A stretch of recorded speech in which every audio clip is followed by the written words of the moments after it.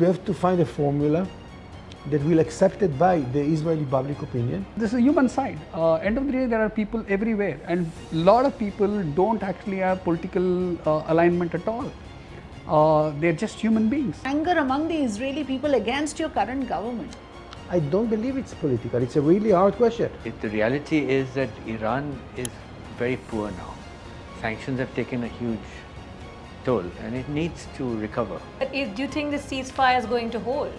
And now the Houthis are again, you're exchanging drones and missiles again with the Houthis. The Iranians play with the Houthis just as part of the negotiation. They are brilliant in negotiation. I don't believe in WTO, I don't believe in climate change, I don't believe in COVID.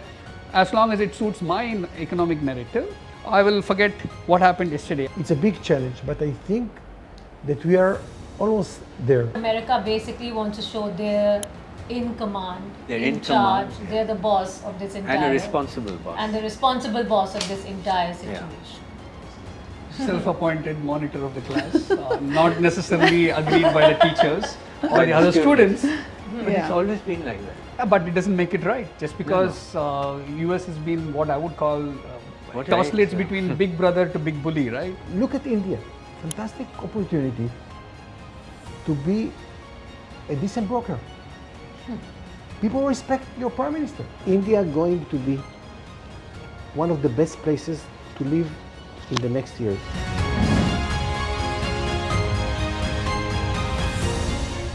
The changing dynamics of global politics after the Israel-Hamas war, that has of course now taken a new dimension, to the Israel-Iran war. The change in power play, the stakes are very high. What has changed already and what is changing, how it matters. We have this episode of the big FPJ dialogue. I am Afrida Rahman Ali. With me is Anushka Jagtiani. Thanks, Afrida.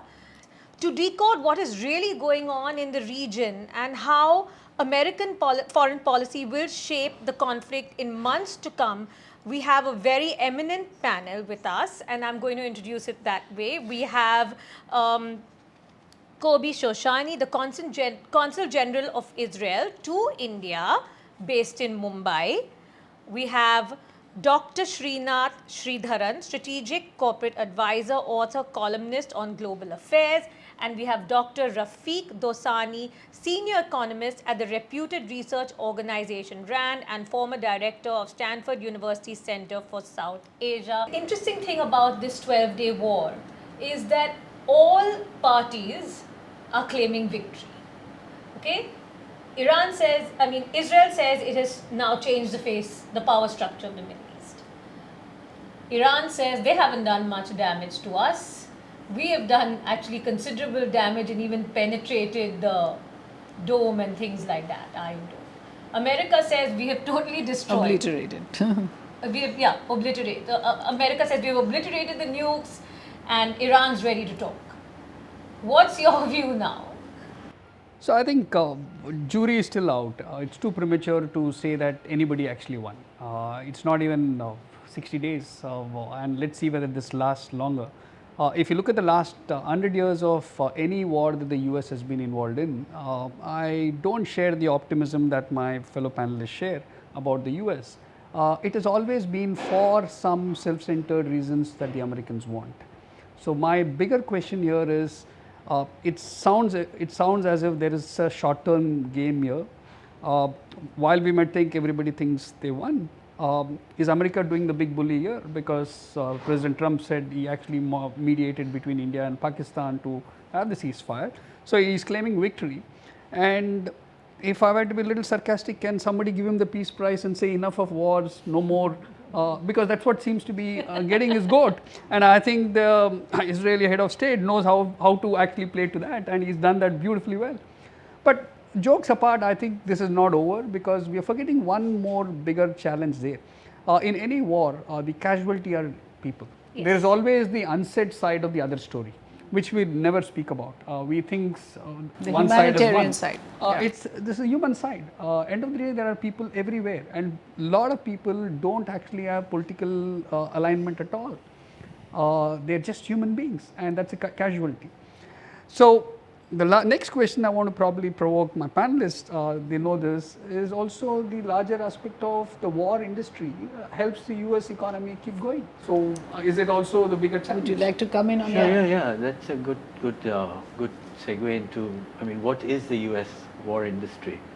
So it's not huge. The largest company in the US defense sector is Raytheon, with an annual revenue of about 60 billion. So, you know, compared to the Facebooks and the Googles, nothing. And you add it all together, it'd be about 200 billion. So it's not What's that. the wild? It's pretty small. It's very powerful politically, but I don't think success in spreading weaponry is really the reason for what American policy does. It used to be the case, but now there are much bigger companies on the side that have other interests. So I would say that, you know, I don't disagree with you that there's a certain cynical feeling you have that America is after its own self-interest. Every country is. The question is, how do you express it? Do you express it with certain red lines of respect for other countries' sovereignty? In the past, the US record has not been good. But what you see now, I mean, what makes me hopeful is that by getting into this conflict, in the Iran-Israel conflict, President Trump pretty much ensured that he was seen as a party, and therefore neither Iran nor Israel could counter him. So in a sense, the low-frequency attacks that used to take place between the two countries, Iran and Israel, may be over. I think But that's you know, a the great stated objective, if I'm not mistaken, is to deter the building of a nuclear facility or nuclear bomb. Yeah. But has that worked? I mean, where is the nuclear deterrence here? I don't think that works. No, I think the real objective was to get Iran and Israel to respect America's primary role in this and not to do anything without America's say-so. Okay, Kobe, would you agree? Not so much, I have to say.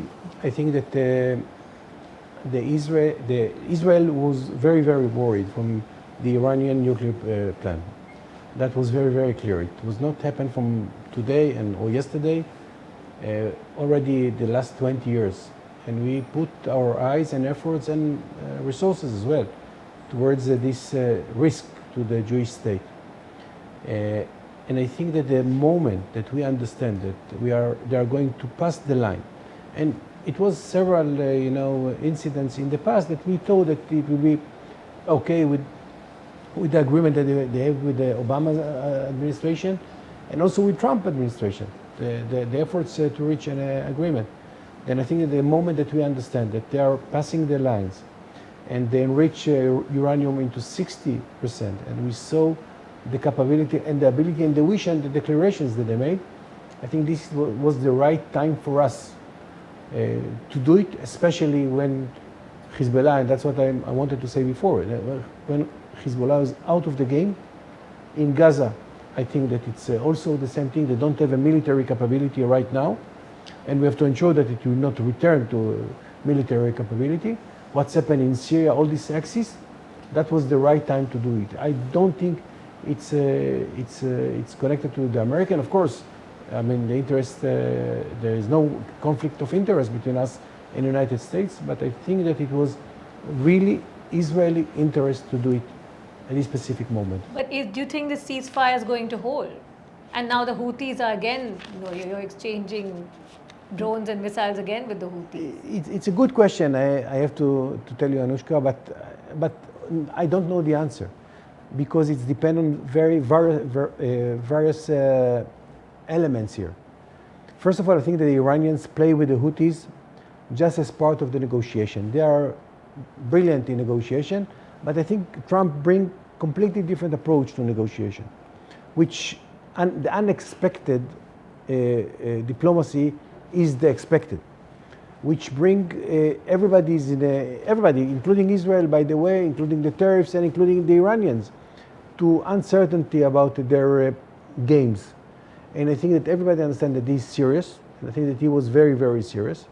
I think it was efficient in such a scale that nobody, I agree with you, nobody understands what is right now the damage to the plants and the reactors in Iran, but definitely it showed strength.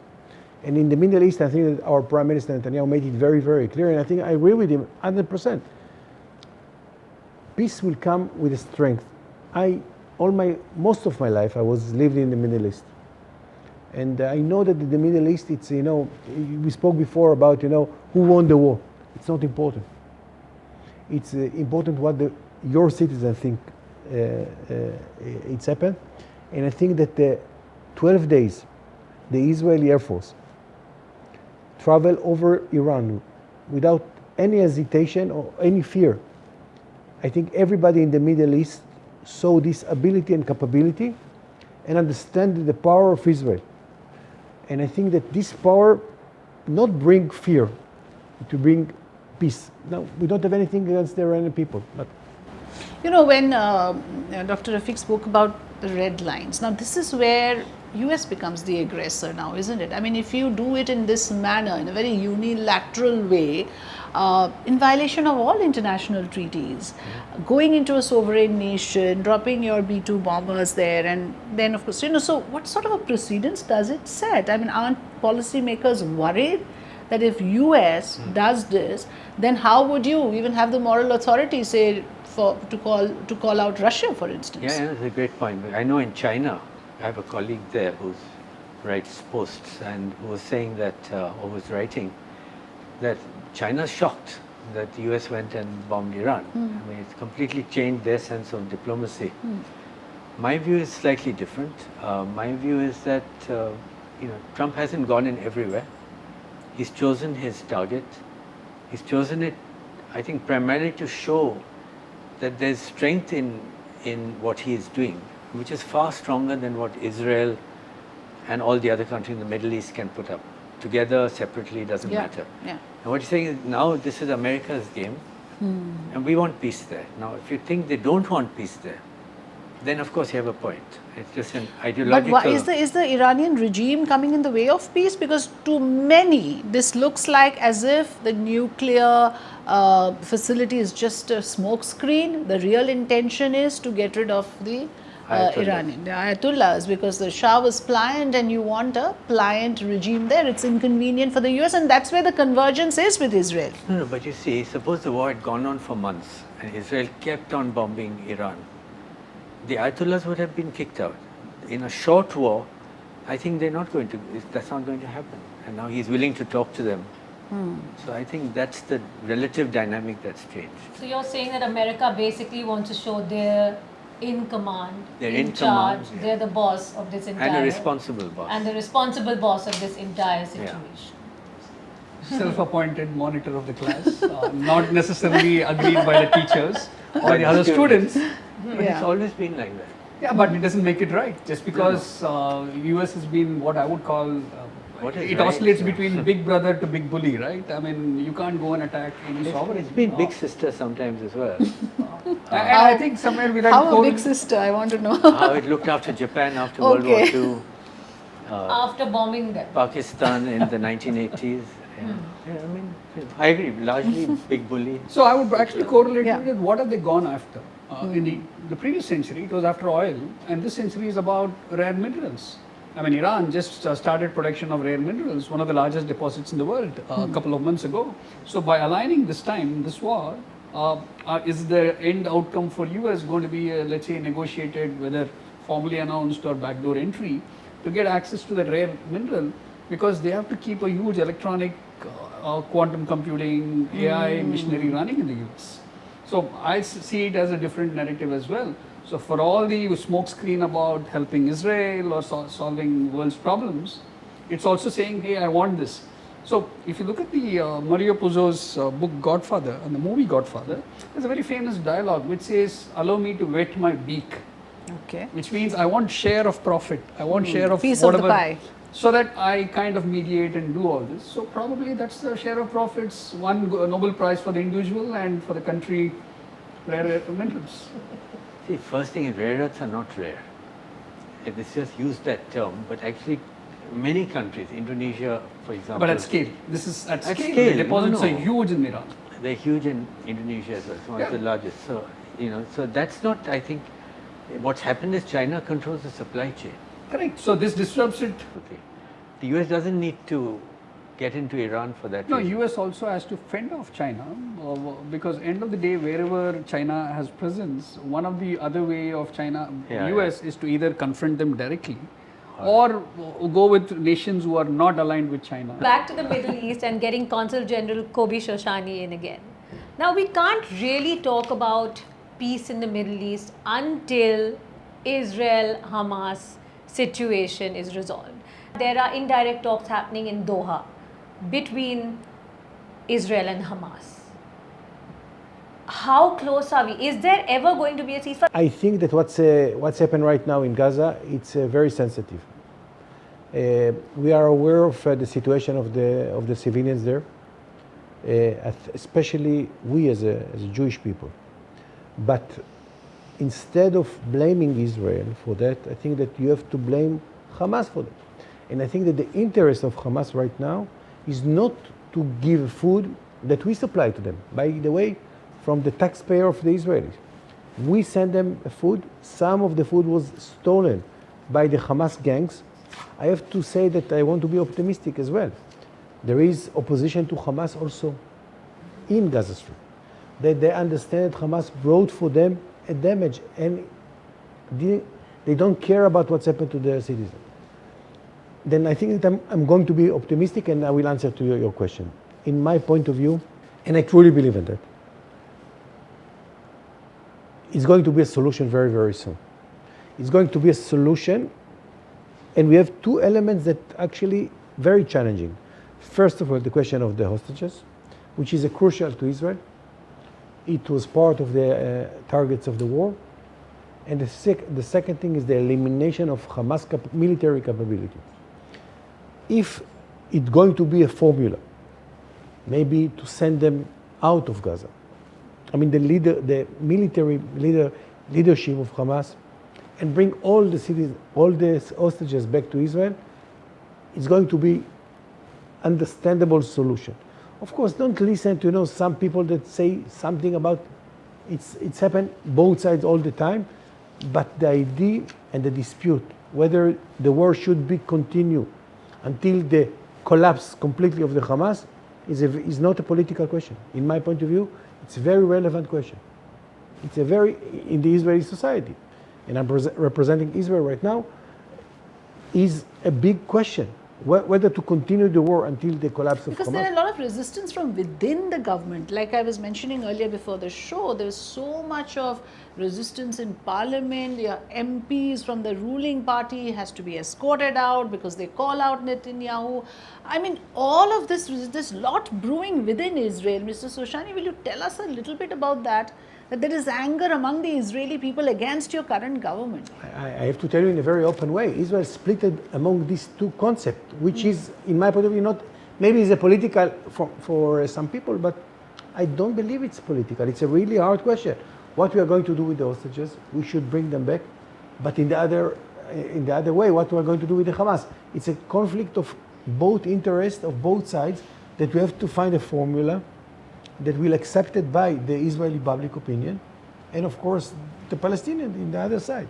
It's a big challenge, but I think that we are almost there. I think that the support of President Trump, and I think only for that he will deserve a Nobel laureate, to be a Nobel laureate and a Nobel Prize, because he tried to change the formula completely. So, sorry, a follow-up question, as you said.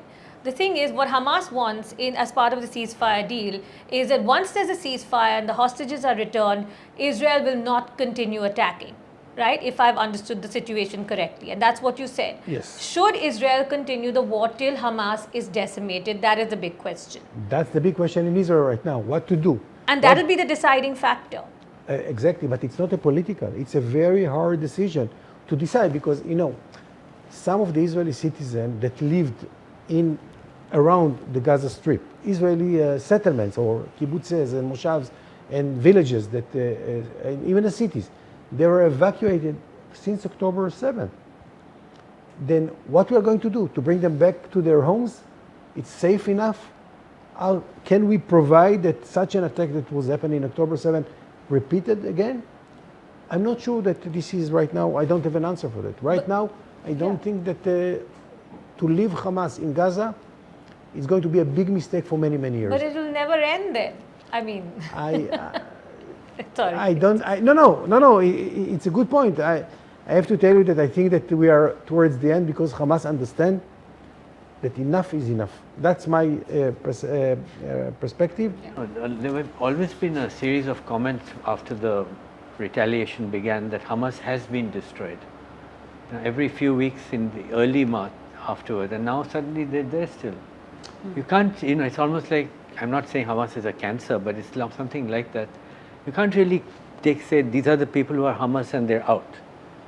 It has deeper they roots. regroup, re-emerge, and that has been the whole cycle of Yeah. violence. If you notice and if you go back in history, that just when you think that they've completely demolished, Back they come. If you ask me about the last pistol or the last rifle that going to taken out from the group of Hamas, the answer is no. But what's happened, and we saw a fantastic, by the way, operation in the last more than 1.5 year in Gaza. It showed the strength and it showed the power of the Israeli technology as well, underground. This is the first war that happened underground. You don't see it. There are 20, 30, 40,000 soldiers of Hamas underground right now. Which is why I think the question comes up that how does this conflict end and what is the solution unless you diplomatically resolve it? Can you continue with this, because the human cost is so high? I want to bring in Dr. Sridhar in this from India's perspective. Now, are we in a bit of a spot here? Why I'm asking this question is that when it was about Israel and Hamas, we saw that India took a position more towards Netanyahu. Ideologically, Mr. Modi and Netanyahu are more aligned.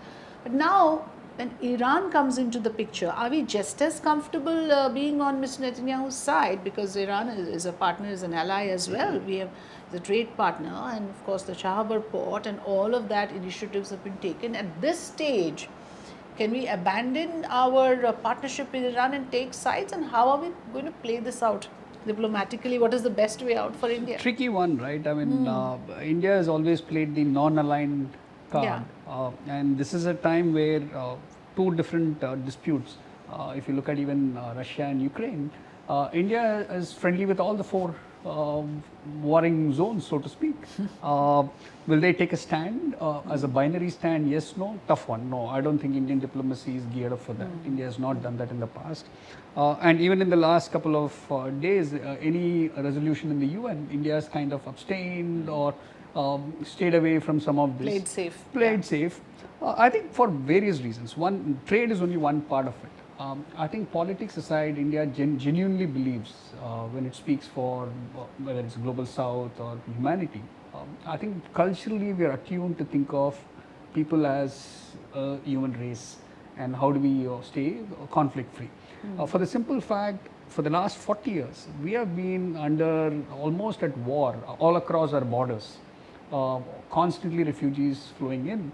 And the western part of the world is only waking up to that in the recent years.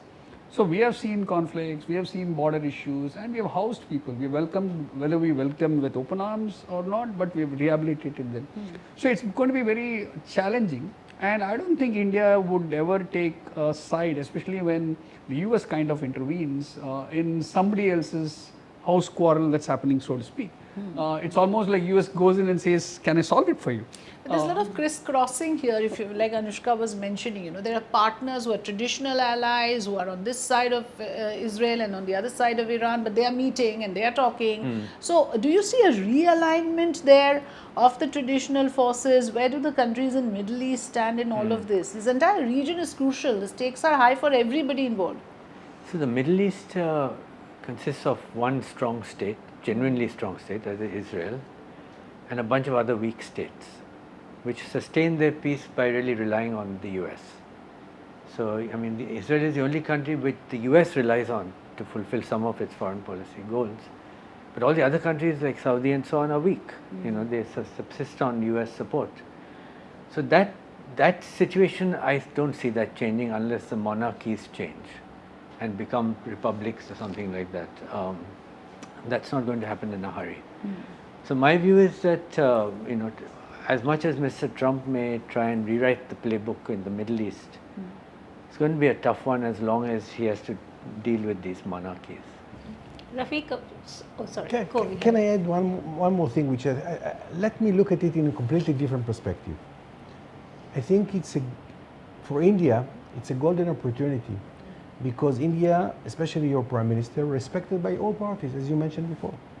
And the importance of Chabar definitely is important, but it's also IMEC is very important. And the relations with Israel is very important. And the relation with the United States is very important. And the relation with Russia it's such a complicated formula, but I think that I would like, normally what I'm trying to do is to simplify the formula. And I think, okay, look at India. Fantastic opportunity to be a decent broker.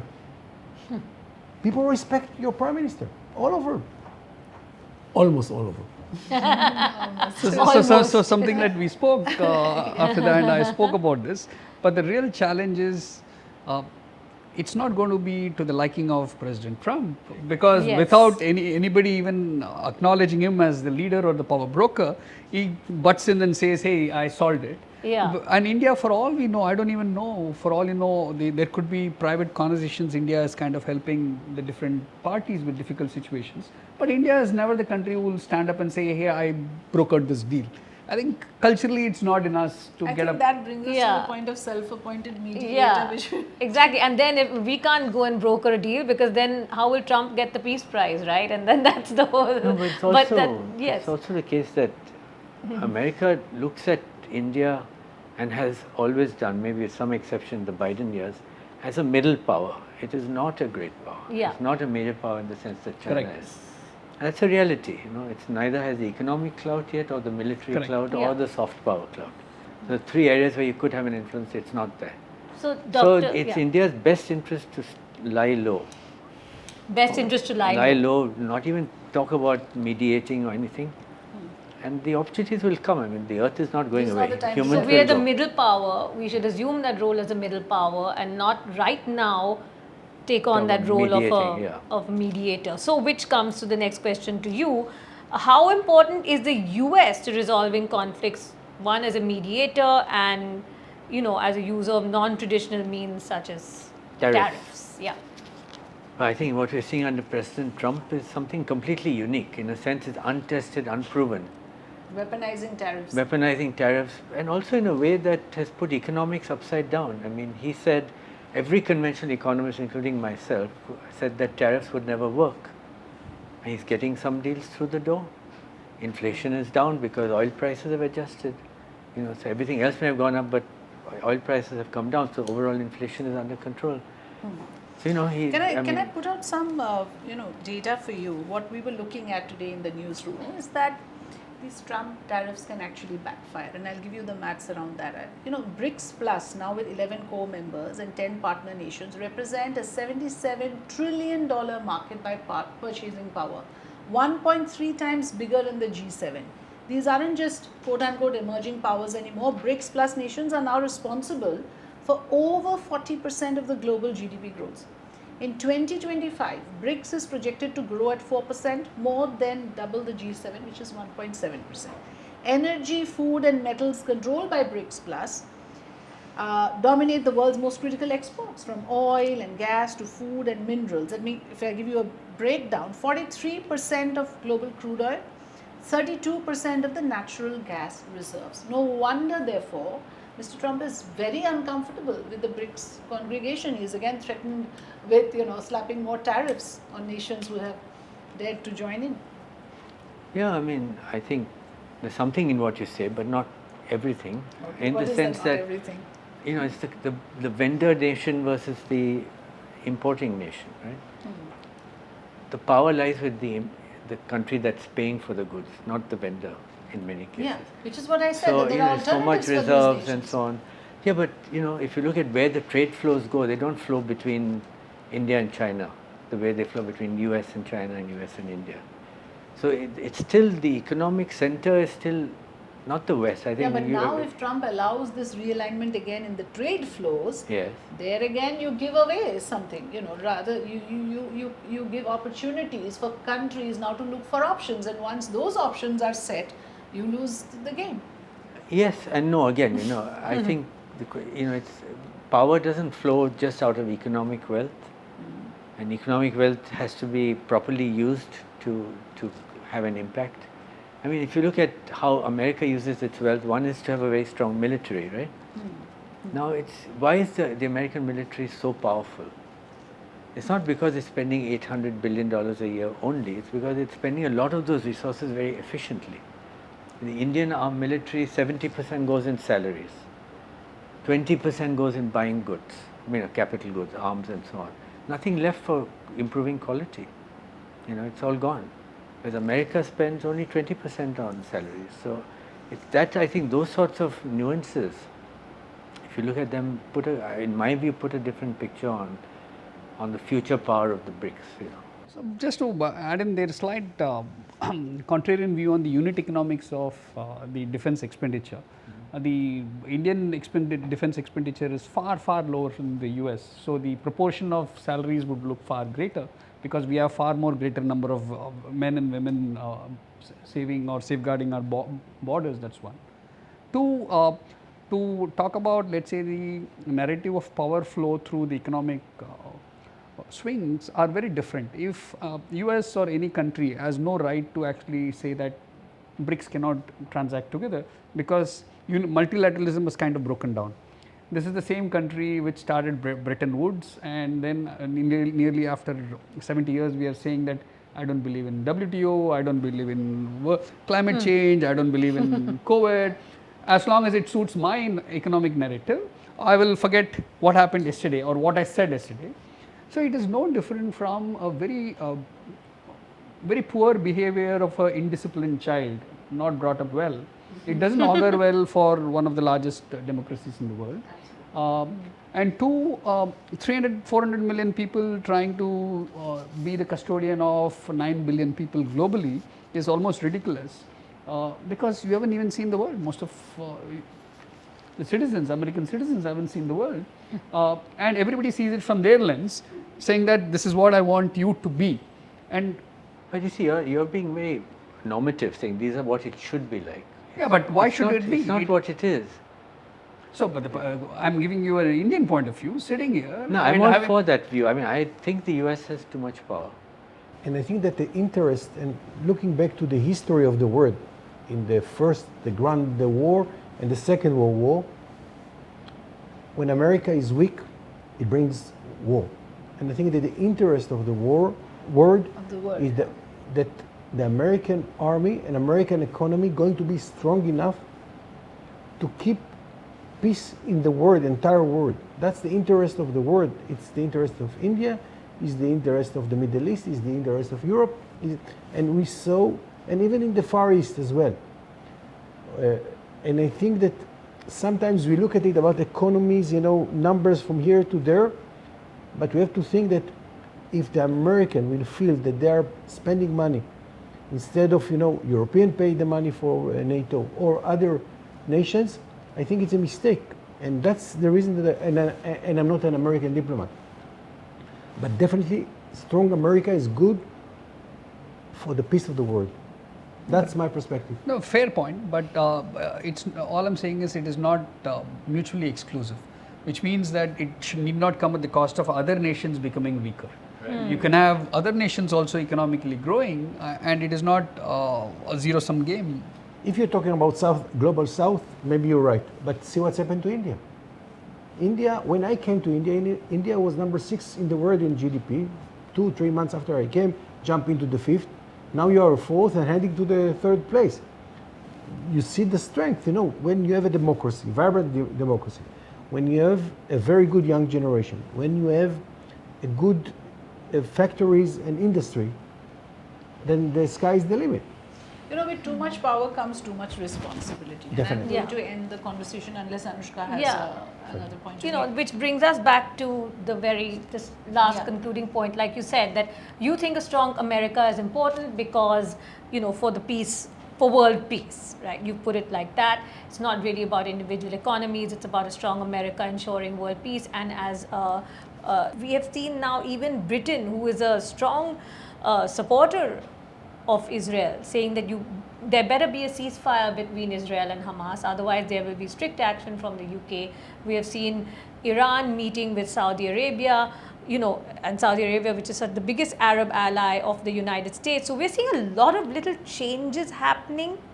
So what, last comments, what's going to happen? What if this tumor rises again? I mean, clearly we haven't seen the end of this. I think not in order to insult, but I think that I said, I think in our last conversation, sometimes, in the world, we are too naive. The naivety is very dangerous, and I tell you why. Because do you think that the Arab words, the declaration that they spread all over the world, this is the talks that we have with Israel, they understand exactly what is the street power and what is the real power. Not power as a military power. People in the Middle East understand exactly what Hamas brought to them. People in the Palestinian Authority, and I tell you a sample, a few days ago, few sheikh from Hebron, which we call not Nablus, it's called in Arabic it's Salil. They wanted to be part of the Abraham Accord. It's unbelievable if you think about it. They understand that the Hamas brought to them damage more than success. Of course, they try to make an image, we are fighting for the Saudi Arabia. The declaration outside and the declaration inside is completely different. Also in Europe, I tell you even more than that, in Iran itself.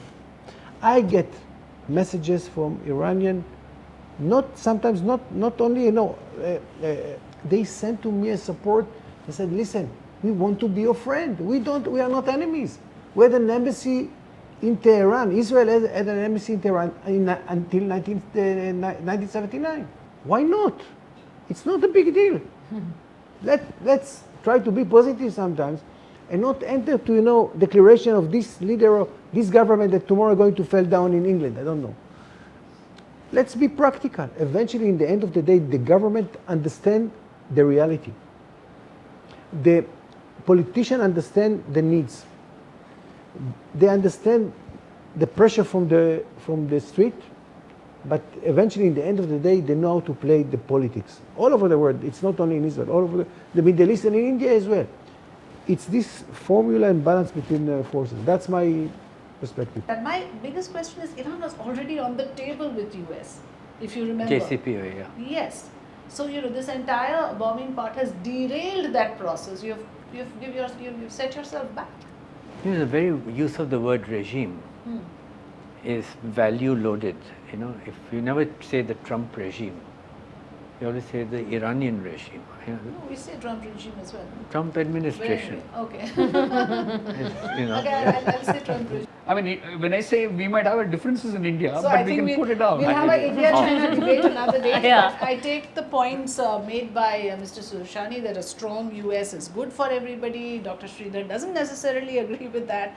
We have our reservations. I think Dr. Rafiq also shed a lot of light on, from the from the perspective of Trump administration and the policy that is currently on and the intent and how much of it is playing out really in the real world. Thank you all very much for joining us. Me and Anushka would like to really appreciate that you gave us your time today. Thank you very much Thank for you. coming on the big FPJ dialogue.